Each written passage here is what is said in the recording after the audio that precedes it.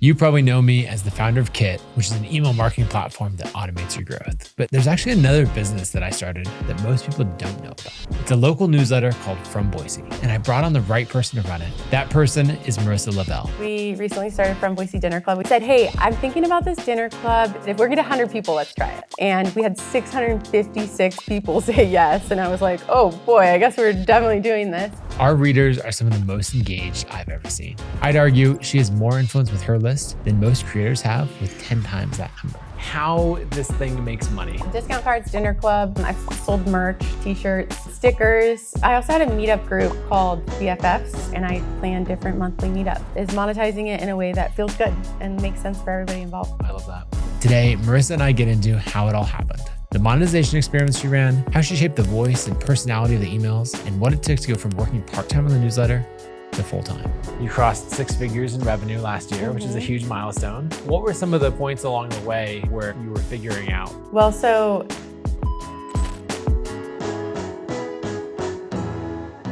we're gonna have a conversation about Boise, about starting things, running small companies, the future of media, and whatever else seems interesting.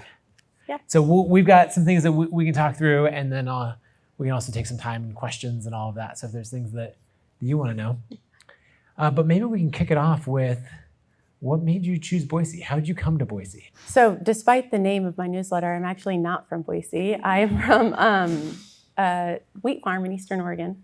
And I actually came to Boise in 2011 to go to school, to go to Boise State. And the reason why I chose Boise is not as cool as the reason why I chose to stay in Boise. I chose to come to Boise because nobody else from my high school had come here. I was kind of trying to get away.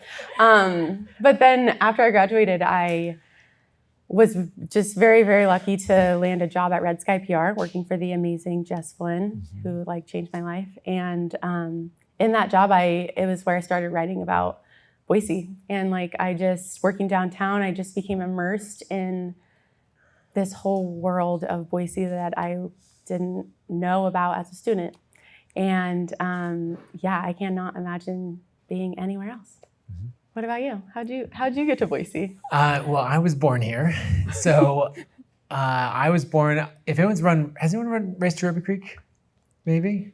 No? Russ has. There we go. So if you go up if you do the course for Race to Ruby Creek, I was born in Rocky Canyon. So you run by the little house.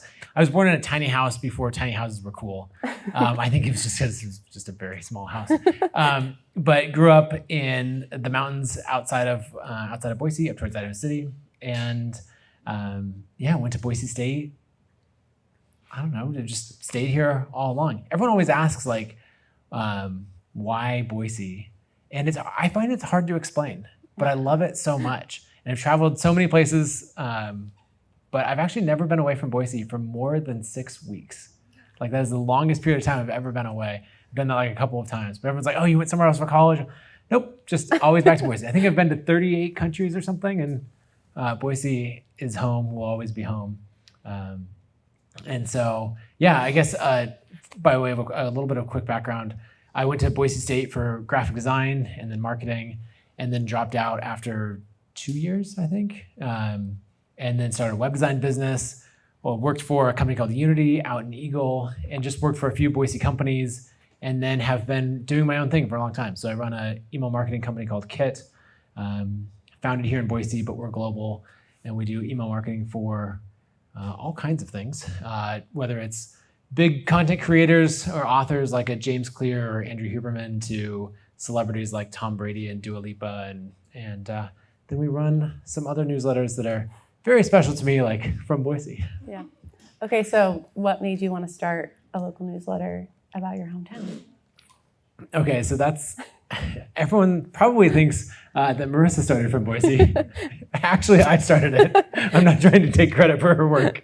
That is just how it actually came to be. But a friend of mine named Andrew Wilkinson lives in Victoria, British Columbia, which is this beautiful city. And he ran this newsletter called Capital Daily. And it was all about the news and events in Victoria. And I love the format of email newsletters and that content and just having such a local feel to it. And so I saw what he did there and I was like, oh, I love Boise at least as much as you love Victoria. Like I should do something like that. And actually we were up in McCall over Christmas. When would that have been, 2020? Mm-hmm. And just talking with family, and I had this idea and we started brainstorming it, and it was like, okay, we should actually make this happen. And so I like wrote up a format for it, like made a job listing, and then it was actually Jess Flynn, who I've known for a long time, and Marissa has as well, who connected the two of us. And like, I don't know, a few dozen people applied for the job as, you know, the editor to take this concept and build it into something. And Marissa was the person who completely stood out and was like, this is a great idea you have. Here's what it should be. And kind of took charge from there. I'm doing this. Yeah. What was your experience when Jess sent you the job listing? Yeah. So, like I said, when I was working at Red Sky, it's like when I started writing about From Boise, which was like 11 years ago now. And actually, like how I really started writing about Boise was, we had a client at Red Sky called BVEP, Boise Valley Economic Partnership. And I loved having them as a client because I didn't even know what economic development was when I started working there. I was like 21. And, but we started this blog that I was in charge of called Grow Ideas Here. Does anybody remember this? Okay. Thanks, Russ. Okay. Russ knows everything. Nobody really read it, but it was called Grow Ideas Here. And I mean, looking back from where I am now, it's like an early From Boise. Like I would interview companies who were either like relocating or bringing their companies here, you know, business owners, and I would like write these profiles. Basically what I do now. And so I've been doing that. And then I started freelancing. And so I was still writing about Boise, but like for, you know, IBR and Visit Idaho. And then I had started working on reviving this music site called Go Listen Boise. Does anybody remember Go Listen Boise? Yes, of course you do, Chili. Okay, so I was like, I was working on reviving that. And then Jess sent me this tweet. And she's like, do you know this guy? And I'm like, no, I don't.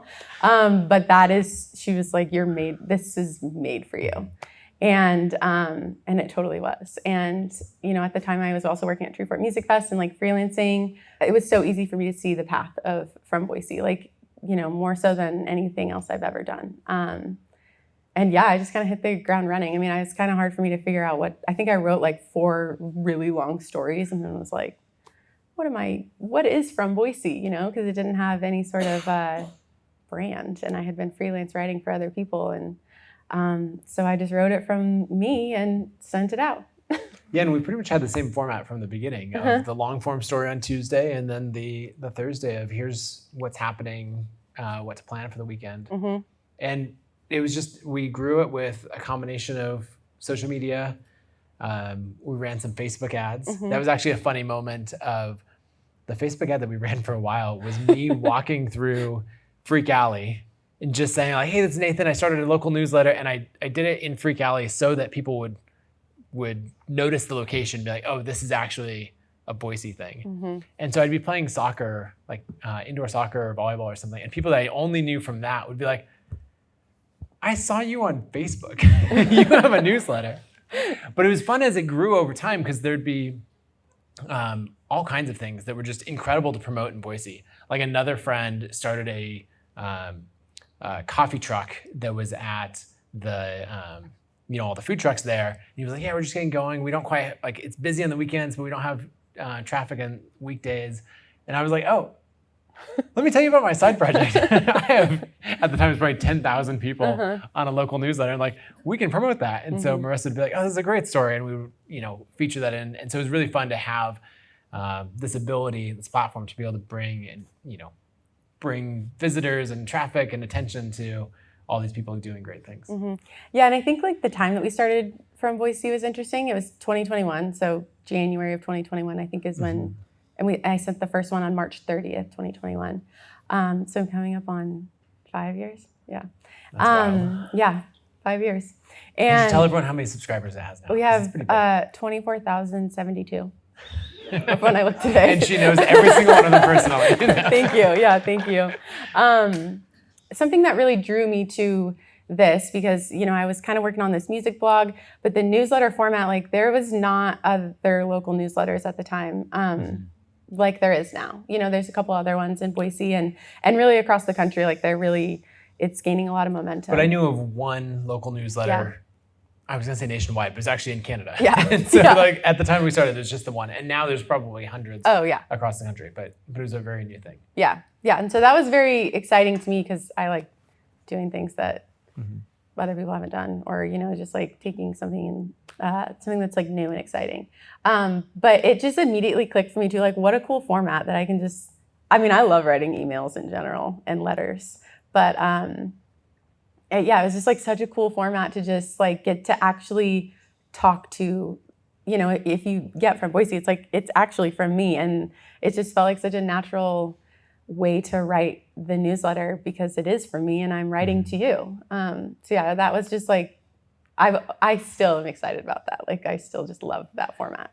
Well, and I think the cool thing about newsletters, and it's something that I've spent a lot of time in, but is you had your blog, but it was how do you actually push the content out to people? And so with the newsletter, you're able to say, okay, here it will show up in everyone's inbox, and you don't have to go pull people into you. You can push out to them. So that was really good. One of my favorite things that you brought to the format, though, is the just trust me. Oh, And it's always the most click thing. and so there's also like you brought this style and personality to everything. Like it feels like, the with love from Boise, right? It's got this style to it. And so many people, love following you, love your voice, and it's been really fun. Yeah, I actually borrowed or like stole that from another newsletter. Anne Helen Peterson, she writes about culture. She lives in Montana, and I've been following her newsletter for years. She was actually one of the first like journalists who got laid off and started a newsletter.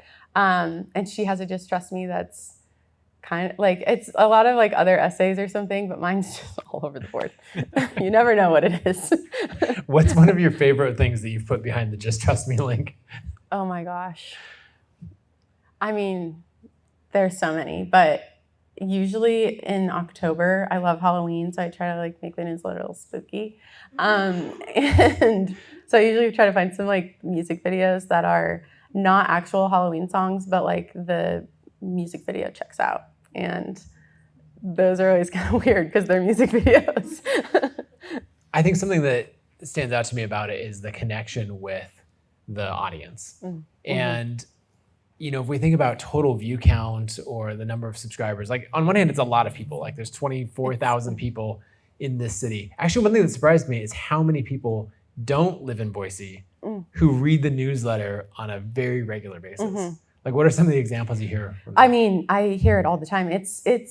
I don't know exactly what it is now because it's been a while since I asked that on a survey. But I mean, for a while, it was like 20%. And it was either people who were thinking about moving here and were just kind of like researching, which I've talked to many people now who say, I was thinking about moving here and followed your blog or your newsletter, and that's why I moved. Like you are one of the reasons, which is awesome. And then it's people who used to live here and just want to, keep in touch, or it's people like, my parents who just want to know like what's going on in Boise and they don't live here.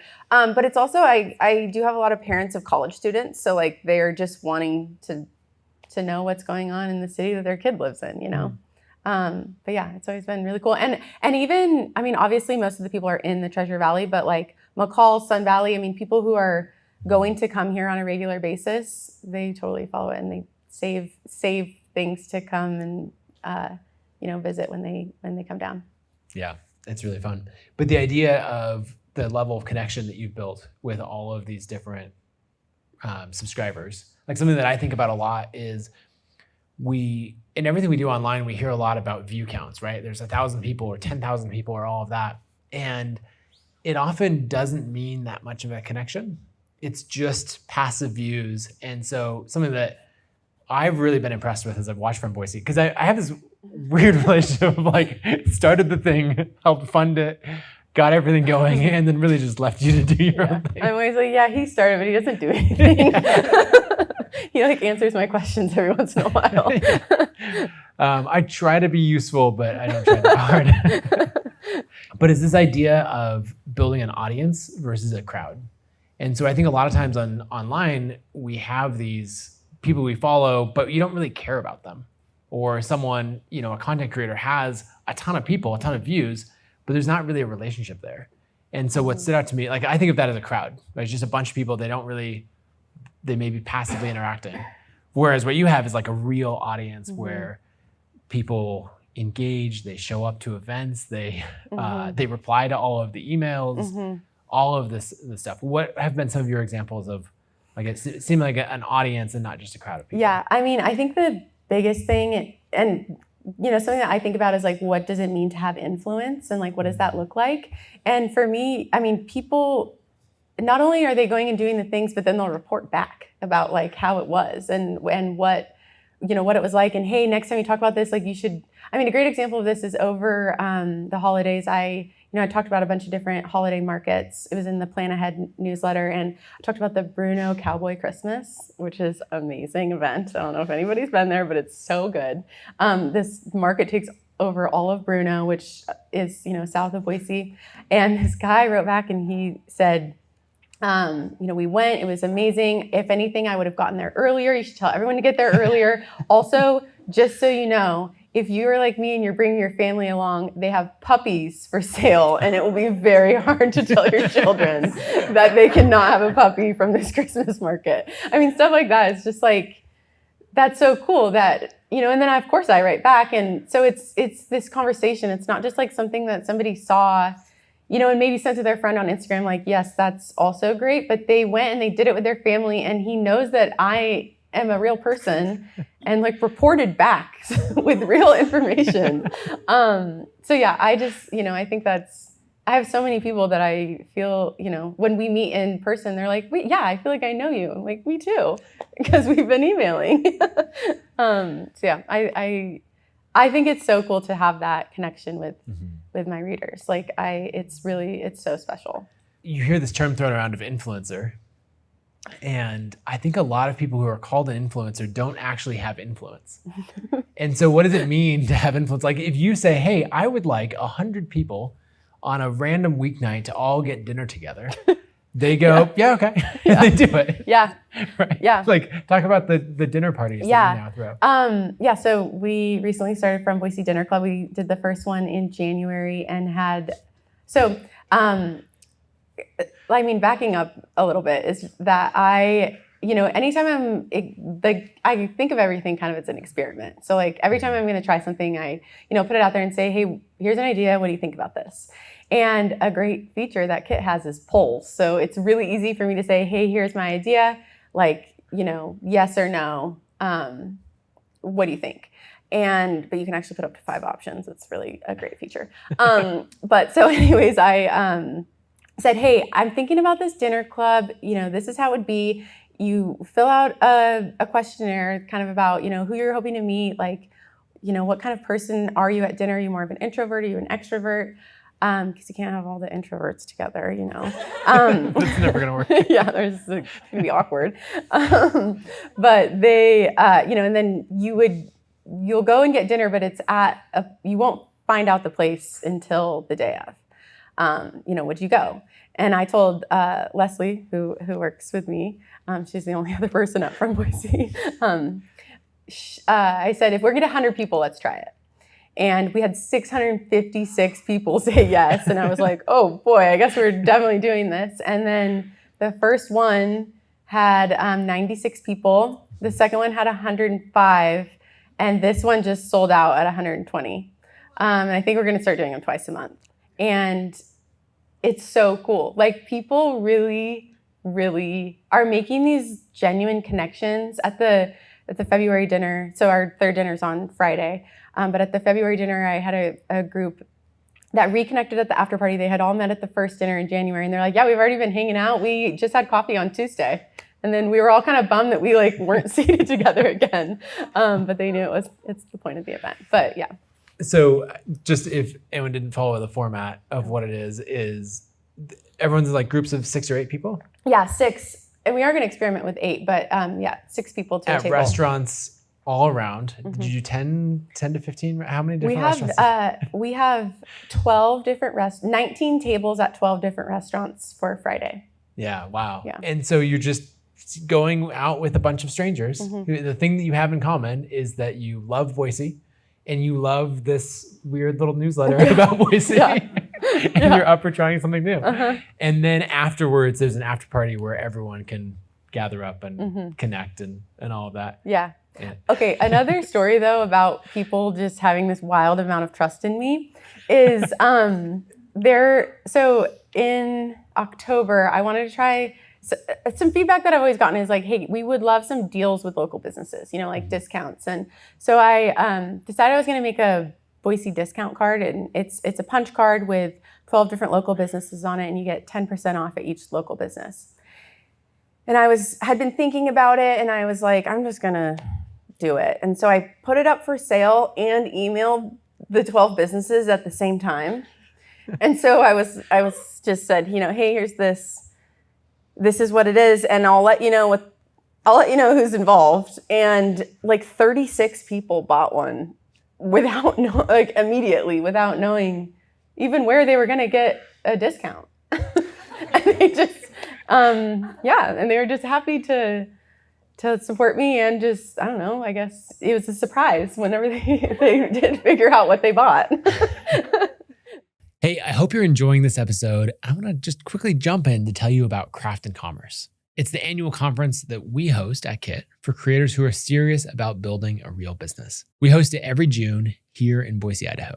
As so much of our work shifts to AI, the thing you can't replicate is being in the room with other creators who get what you're building. We have incredible speakers and workshops, but honestly, the real value is the people you'll meet and the relationships you'll build. We sold out last year, and this year is going to sell out really soon. So if you want to grab your ticket, go to kit.com/conference. There's a couple different directions we could go from here. One is around, let's go to monetization for a second. Okay, yeah. Like how this thing makes money. Because you've talked about a few of these experiments and just trying things, throw them out there. What are a few of the different things that you've thrown out there? There are the discount cards. What else have we tried? Yeah, discount cards, dinner club. I've sold merch, t-shirts. If you have a From Boise t-shirt, that's like a limited edition. Stickers.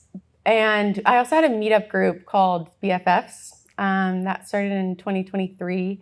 And it was either $9 a month or $99 a year. And I planned different monthly meetups. Like we played Boise trivia one time. I wrote all the questions. It was really fun. And we went to the Spirit of Boise Balloon Festival together. We went to a concert. We went to Barbarian and just like got beers and hung out on the patio. It's just this very informal meetup group, and it just was hard for me to plan the events. Like it was a hard, at the time I was pretty much doing everything. It was just me, and so it was just hard for me to spread my time. But that kind of has become Dinner Club. And so it was an experiment that then, became the next iteration is Dinner Club. Well, and the thing that stood out to me is as we would talk about these ideas, and you'd run some things by me and all of that. And I would have expected that, hey, let's host an event of trivia and people can be part of this membership and it'd be a bigger group thing, that would work better than go have dinner with 5 other strangers. But it turns out, the first one worked and people loved it, but it ran into some of the issues you talked about. But the Dinner Club is like far and away the hit, month after month, selling out. And so this idea of experimentation, like that's the thing that we've always done is just like, thankfully a newsletter doesn't really cost much of anything to start. And we're like handing out different things or different ideas from social or any of that to get people to sign up for it. But then it's like, the barrier to entry is really low, and so we can just experiment with things and try things and see what sticks. Yeah, there's this chapter in The Creative Act by Rick Rubin where he talks about how all art is a work in progress, and regardless of the outcome, you'll gain valuable information along the way. And so, I think what he says is we're not playing to win, we're playing to play, and ultimately playing is fun. And I read that book like very early on in this, and I really took that to heart, and that's how I feel about honestly all of it. Like even from the get-go, it's all an experiment, and I really am just playing to play. Like there's no winning in it. There's no like real level of success other than, am I providing real value and doing cool, fun, new stuff, and like, am I enjoying my day-to-day doing this? It comes through in everything you're doing, right? I think if you had like this tight grip on it and you're like, oh, it has to be a certain way, or it has to work, or all of that would come through in the content, that would come through in the community. And so this fun, outpouring of love to the community and the writing and everything else is why people subscribe to it. And I think something that we've both learned in this journey is this idea of you can just do things, right? There's no credibility or, no one looked at both of us and was like, well, who are you to, we don't work for the city. We don't, we just love the city that we live in and wanted to start something. And I think that's something that like an ethos that I see all throughout Boise. And it's represented in the businesses that you're like, hey, will you be a part of this thing? And they're like, yeah, absolutely. And everybody just kind of supports that and rolls with it. Yeah, I feel like that's such a huge part of what I have noticed about Boise, ever since I really started writing about it like 10, 11 years ago. It's like people just have an idea and they're like, hey, I'm going to do this. And they tell people and they're like, cool, I'll support you and I'll come. Treefort's a great example. Like Eric was just like, hey, I'm going to start a music festival. And people were like, okay, how can I help? And like, cool, you can use this parking lot or, and look at what it's grown into. It's this like amazing community event, huge economic driver, like a huge opportunity for artists at all stages in their career. And I've seen that so many times in Boise. Like of course you can just do things anywhere, but there's something in Boise, like this community, and it's regardless of how long people have lived here. In this community, people just rally around like cool new ideas, and it's so special. And I think it's what draws people to Boise, whether they know that's what's happening or not. Like I really do think that that's a huge part of it. It's just like very special. Yeah, you've gotten to profile a lot of businesses over the years. That's something that I always, like in the original idea for it, that I wanted to see a lot of. Like, I want to know the stories behind all of these businesses. And so you went and did that. And now I'm like, great, now I can just, on a Tuesday morning, I can just sit and read this. You're like, hey, what is this? Will you go find out? Yeah. Yes, here is a 2,000-word article. Thank you. But if you think about that idea of you can just do things, Treefort's a great example. Who are a few other people or businesses or projects in Boise that really embody that? Yeah, Idaho Film Society is a great one. Like you have this old bus station that was a pop-up Treefort venue, and then Aiden's like, I'm gonna make this into a really awesome theater and show, these films that maybe maybe you don't know, like every night of the week. It's like and be this kind of like incubator for the film industry here. Another one is Shay with Cat's Eye Creative Reuse on Broadway, and it's all craft and art supplies that's like secondhand. It's like a craft thrift store. It's awesome. I don't know if you haven't been in there. It's so cool. And she like hosts these. That's such a crazy idea. Like I'm gonna gather a bunch of used craft stuff, and it's this awesome, cool store. Oh my gosh, there's like so many. Every story I feel like is that. it's Catalyst Arts Collaborative. That was a recent story. Is another one. And like so many of the nonprofits too. That's just like you see a need in your community and then you just make the thing to help it. It's amazing. Yeah, I love that.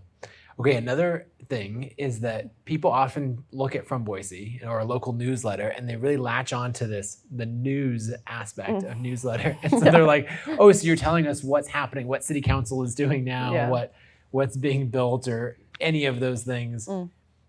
And they're like, oh, you're the new wave of media, right? So maybe first let's talk about the news side, because we're deliberately not doing that. Yeah, I don't talk about the news, mostly because everybody else has that covered, and it doesn't really interest me in the way that I want to like regurgitate it every week. I really saw a need for like Okay, so also this was in 2021, right? So it was like all bad news around the year Let's try to bring before. some joy Yeah. to the world, I was not like- just be like, yep, things aren't great. Exactly. Yes, I was like, people need to know that there is still fun to be had, and that was really a huge part of it. And but you know, I really do feel like other outlets have that covered, and I don't also need to put that out there. Like, you can find it, and I really saw a need for a really clean live music calendar that has the genres, so you know what you can go find or explore. You know, we have more comedy shows, it feels like, than ever before, a place to find all of that. And then, you know, where's like the things to do is really what I wanted to, you know, kind of compile and curate every week. So yeah, part of it is just because like that's not what gets me as excited as talking about fun things to do. And also, I just feel like other people have it covered. And I am not like a trained journalist, so it scares me a little bit to talk about the real news. We'll leave that to Boise Dev Yeah. and all the other great publications that do that. Yeah. What about like the shift happening in media? Mhm. I feel like that's something that people ask you often, and Mhm. you're like, oh, you're part of the new wave of media. It's kind of funny for me to feel like I'm part of that, but I suppose I am. And I mean, I honestly think it's kind of sad that we like I like reading the newspaper. I like having like a physical thing. But I think that nowadays, a reason why newsletters are popular is because it is coming from a person. Mm-hmm. And I don't even want to get into like the media distrust. I think it's just more of a connection. Like, you are like, someone is writing to you. Even with Boise Dev, who does cover the news, like, it comes from one of their journalists, who are fabulous, by the way. He's Mm-hmm. best journalist. And like, you know, if you ask them a question, they'll answer it in a news story. Like, it really is coming from a real person who lives here. And it's almost like what columnists were in the newspaper, right? Like I used to have these like columns that I loved reading. And I think that's why, you know, Substack has become like such a place for journalists who leave traditional media to go, because we really just want connection with humans. And that, I mean, that's like never changed, right? I mean, storytelling amongst humans has like always been part of who we are. And I don't think that will ever go away. It's just shifting the delivery format. Yeah, I think that's the cool thing of having all these individual writers can now build their own email list, have their own platform, and, you know, have their regular readers on a consistent basis and get pretty incredible reach. Yeah. Right? People who have, whether it's 10,000 or 24,000 subscribers, or in some cases these newsletters are hundreds of thousands, or, you know, there's newsletters on Kit that are, you know, a few million subscribers, just written by one person who's like, hey, here's what I'm thinking about this week. Here's what I found interesting. And it goes out to millions of people. Yeah, on Kit, on Substack too. I mean, there's some journalists on Substack that are like, they have a huge reach and people pay them. I mean, it's really a cool shift. I'm excited to be part of it, even though the people we're talking about are like legit journalists. I'm here to tell you about fun things to do and Boise history. But I do think it's an exciting shift to watch, and there's some just amazing writers out there. And it's like, I love reading people's essays and newsletters, and yeah, it's a really cool way to consume media, like from somebody. Yep, the point of view is good. Something that's been interesting for me, as maybe if we go back to the arc of From Boise, there's a lot of times where we felt like it was going really well. There are times where I'm like, oh, I'm totally off doing other things. Like, I'm sorry, Marissa, you are 100% on your own. If you need some money to help run some more Facebook ads for growth, like I can help you with that, but I have no time to help. But it's been really cool from my seat to watch you like step up and learn this whole creator world, and like how to turn a random set of attention from, you know, 1,000 or 10,000 people into a full business. You crossed 6 figures in revenue last year, which is a huge milestone. So it turns out you can make $100,000 a year or more off of a local newsletter. But what were some of the points along the way where you were figuring out like, oh, this is how this part of it works, or a few of the unlocks?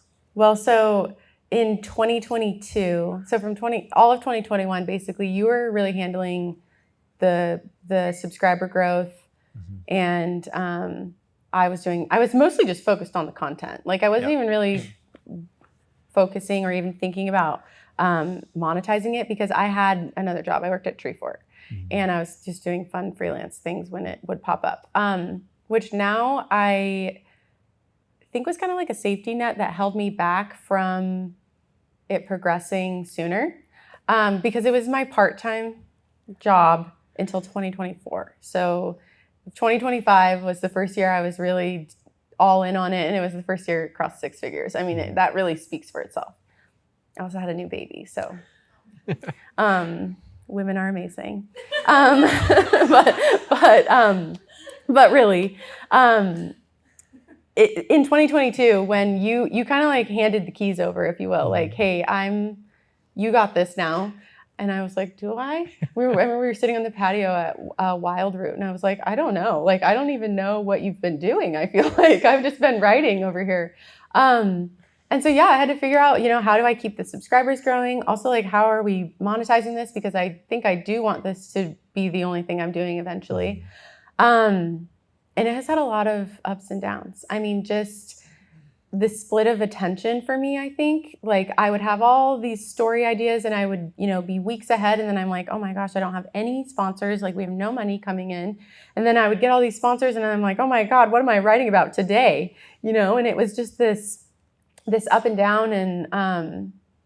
And what really changed a lot for me was relying on some freelance writers, which is really fun for me to work with other writers too. I love doing that. And so I'm not having to write every single story, outsourcing the sales and the social media, like just getting some things off my plate so that I can focus on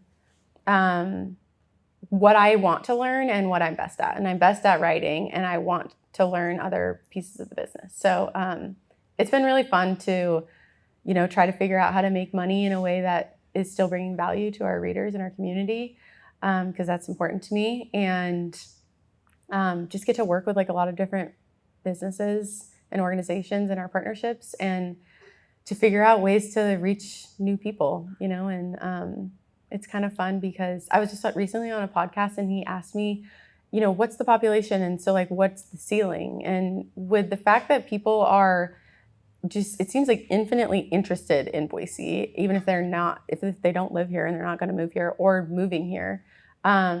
I don't feel like I have a ceiling on how many people can potentially read From Boise, which is really cool and kind of scary when you think about talking to that many people. But yeah, I mean, figuring out the business. The writing part has always been easy for me. The business side has been a big learning curve. It's been fun for me to see you go from writer to then learning all these other skills, like learning social, learning, selling sponsorships, like how to grow a newsletter, all of these other things, and then getting team members in place for it, and like see you now like leading the whole business and building the brand and everything else. It's been a great journey. Yeah. I feel like there was really a turning point in 2023 when I felt like, because the brand that we originally started with is something that you just like, you made it like very quickly. It seemed like you just were like, yes, here's a logo. And that was pretty much all we had. 20 minutes in Photoshop. Yeah, exactly. And up until December of this last year, we only had a landing page. Like, I didn't even have a legit website. It was just like a landing page. Here's where you can subscribe. And I decided that logo just didn't really feel like true to what I felt like From Boise was and could be. And so I went through, I don't know if it was a rebrand. I felt like it was the first brand that Isabel did. And that has I felt like it really helped us level up. Like, it felt so much more official. And then this last year, we worked with Ampersand Studios to do a website. And it was like the next level up, like just seeing that brand come to life and just, be across all our things. Like, it's been really fun to it feels like it's growing up. Yes, it is. Well, I want to open it up to questions. Is there anything that you all want to know about From Boise or the newsletter or building businesses or any of that? Yeah. Do people pitch you that they want you to cover them, or how do you determine what you're going to cover? Yeah, it's a mix of things. Yes, people send me story ideas, and I love that. Which is it's really fun to hear from readers. People pitch me stories like they're from the organization, or even just, hey, did you know about this thing? And I love those. Some of it's also things that I want to know more about. And the best ones are where I'm biking around or walking around and saying, what's that? Or for example, there's the Red Bridge. If you're coming down off of Garden on the Greenbelt, there's a bridge that goes over the river, kind of in between Boise and Garden City. And in 2023, I was writing that and I looked up and it said 1903. And I'm like, wait, what? This bridge is like, what? And it says 1923, so it was 100 years old. And so then I started doing this digging, and it's like the bridge doesn't even have an official name. It's 100 years old. And so did a deep dive on that. So part of it's just like being curious about what's going on. Some of it's also things I think people need to know, like, event guides. And then the histories are just kind of fun things that I wonder about. Some of my favorites are one of my favorites is the history of the Boise Greenbelt. Like that was one that, you learn so much about it, how it developed over the years and who championed it and made it all come to life. You get to see the old videos of the helicopter shot of like, okay, this is before the Greenbelt and the idea of what it could be. And that one came from a reader, actually. Somebody wrote me and said, hey, we recently moved here, but I would love for you to do a history of the Boise River and the Greenbelt, because when we first moved here, I learned that it used to be, filled with trash. Like it used to be a trash river. And so that one was really fun. I mean, people just throw things out and I love that. So if you ever have a story idea, let me know. I love that. Yeah. So I just want clarity. Is the money that you make from ads, is it from sponsorship? What is your money actually made from in the newsletter? It's mostly sponsorships, which are ads in the newsletter or sponsored content on social media. That's where the majority comes from. And then I also make a little bit off of Dinner Club, and BFFs was another example. And then, some of the products that I've sold, like the discount cards and merch. And then also we have readers that donate to us every month, which is really cool. It's like $300 a month in total. A handful of subscribers just either will give a kind of like a tip, or they are donating on a monthly basis, which is like so amazing. But you mentioned how there's like a lot of newsletters that have come and gone. I've lived in Boise for a long time, and like the event list and what's going on. So, why do you think yours has so much longevity? Is it the person that you talked about that feels real and real connected, and so there isn't that desperation for like, please sign up for my newsletter? Is that what you think is keeping people hooked? Or? It's a really good question. Part of it is definitely because I'm very stubborn, and I love what I'm doing, and so I don't really want to do anything else, and I'm going to figure out how to make it work no matter what. And I think the other piece of it is I just don't see a cap on the amount of things I have to write about. Like there's so many things to write about here, and it just is like continuously growing. I think it's those two things that I'm just ever curious about what's going on here, what has already happened here, and sharing it with people. And I just don't want to give up on it ever either. Yeah. I really appreciate watching the stubbornness that you've had. Like it's probably the most important entrepreneurial trait. It's just like a refusal to give up. Because we had a conversation actually like probably 100 feet that way on the patio where it was like, ooh, I don't know that this is going to work. And like how to push through that period of time when it was rough. Two things that come to mind for me. One is I was thinking about how do we get to a certain volume where it has escape velocity. And so that was the first probably 2 years is where I was trying to think, okay, how can we get enough subscribers that you can charge enough for a sponsorship that it makes sense for everybody? And so, if you're going off selling $200 or $500 sponsorships because there's only 500 or 2,000 readers to this newsletter, like it's never going to get traction. And so is it investing enough time and effort to where we could get to probably 8,000 to 10,000 subscribers? Was that point where it was like, okay, there's at least enough that a sponsorship makes sense. So we did all kinds of things. And we talked about that a little bit more. So the escape velocity matters. And then the other one is, I think of a Seth Godin quote of profit is just permission to do it again tomorrow. And a lot of people, whether they're running a nonprofit or they're saying, oh, this is just a passion project, and so it doesn't need to make money. And it's really hard to do things again tomorrow and the next day if it doesn't make money and you're worried about those things. And so that's why you've always had this great angle of like, okay, but this is still how I make money.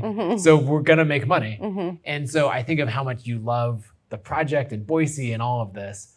And because you love it, though, at least from my perception, because you love it, it's so important to make money from it so that you have the permission to do it again and again.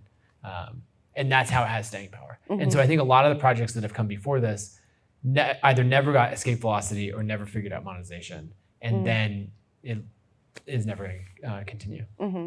And I think when you're doing something for the sake of creativity, which is probably, how a lot of those projects started, it's really hard to figure out the monetization. Like you have to wear this business hat that's like not as creative necessarily. And yeah, that has definitely been the biggest learning curve for me, for sure, is monetizing it in a way that feels, feels good and makes sense for everybody involved, like you said.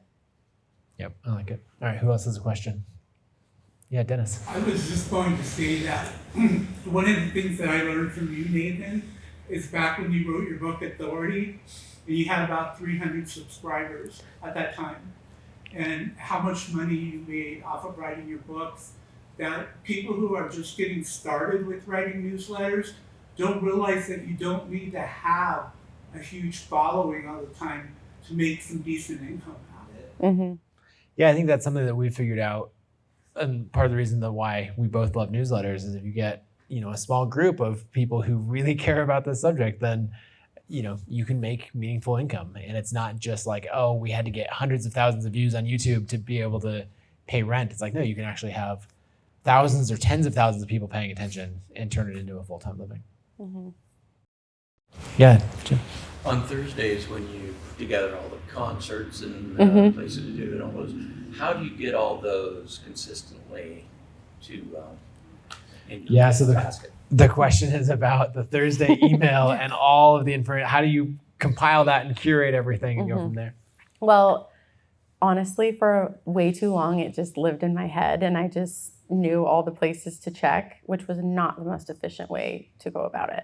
And now I have a huge list in Notion, which is what I use to kind of organize everything. And I go through and look at what's going on and decide, what I want to include or not.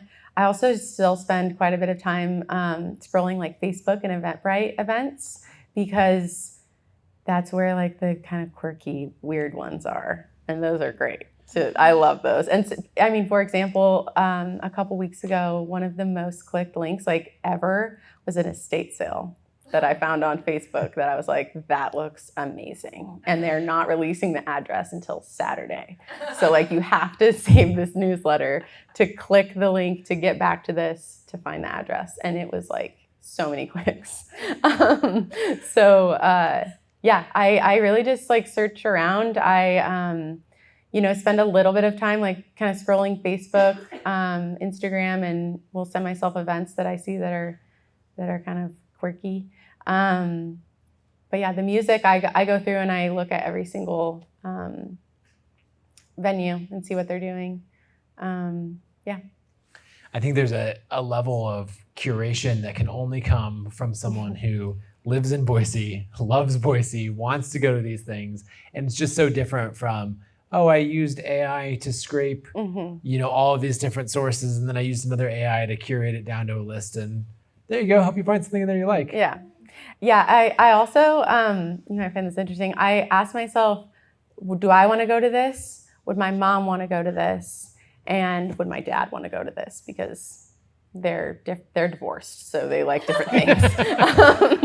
And so, but it really helps me. Like, my audience is so broad with age groups. Like, it's truly, I mean, I have a reader who's 93. And so, and she writes me back all the time and tells me, you know, I will not be attending this event. I'm like, thank you for letting me know.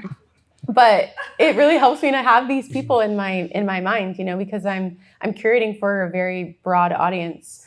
And I like to have something for everybody in there. I try to. I love that. Okay, let's take one more question. I think there was a hand up right here. I just have a brass tacks question. I'm curious, do you own it now? Is this an LLC? Like, what is the business structure behind it now? Yes, it's an LLC. It's very official. And yeah, we're 50-50 partners in it now. Mm-hmm. Yeah, it's been a fun venture. And when I'm not like totally busy running my other company, then I get to come in and help out. Mm-hmm. And otherwise just mostly provide moral support yeah. and occasional advice. And the occasional like, hey, did you know this business just popped up? And those are always fun too. Yes, exactly.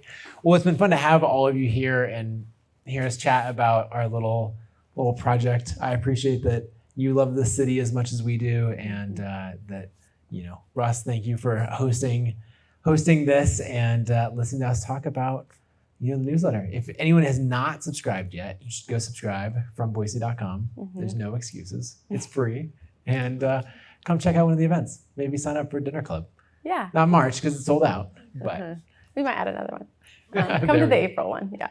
Sounds good. Mm-hmm. All right. Thank you, everybody. If you like this episode, go check out episode 103 with Nicole Burke. She shares the simple short-form systems that helped her go from 0 to $6 million in annual revenue with Gardenary. Be sure to like the video and subscribe, and I'll see you next week.